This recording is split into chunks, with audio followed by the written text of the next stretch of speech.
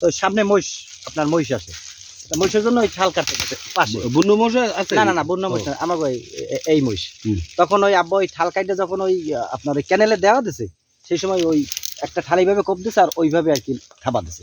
যখন থাবা দিছে ঘাড়, মানে ঘাড়ে কামড় দিয়ে ঘাড় মানে ছিঁড়ে ফেলাইছে। ঠিক আছে, তো এখন আমরা আর কি ওই সেই অবস্থা আর কি, মানে আমরা সুন্দরবনের পাশে বসবাস করি। তো এখন কি করবার, জীবনযাপন তো এখানেই আন করতে হয়। দাদার এখানে বাড়ি করছে, না করে যাবো কই।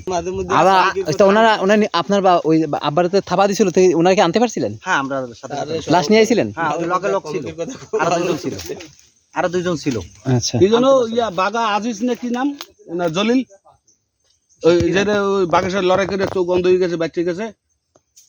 ও সে তো সাতক্ষীরার নাম কি? এখানের না, এখানের না তো, হ্যাঁ সে তো সাতক্ষীরার না আপনাদের ওই যে বৈদ্যমারির ওই সাইডে বর্ধমানে একজন আছে, সে আসর করছে, মানে মারতে পারে না, না মারতে পারিনি, সে লোক বাইসে আছে, বাইসে আছে। হ্যাঁ, আর আমার আব্বার তো একবারে মানে, কিন্তু ওনারা তো মানে ক্ষতগত করে ফেলছে না? আমি যখন মুংলাইছিলাম তখন ওই লোকের কাছে শুনছিলাম।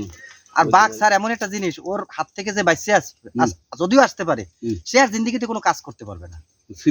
সিরিয়া পালায় আপনার মানে বিভিন্ন কায়দা, ও তো ওর মধ্যে আল্লাহ যারে বাঁচায়, তাছাড়া স্যার কোনো লাইন নেই, বুঝতে পারছেন? আমার আব্বার তো মানে এখান থেকে ঘাড় মানে এমন ভাবে ভেঙে ফেলাইছে, ছুটেই ফেলাইছে। হ্যাঁ, আমার আব্বা কথা বলার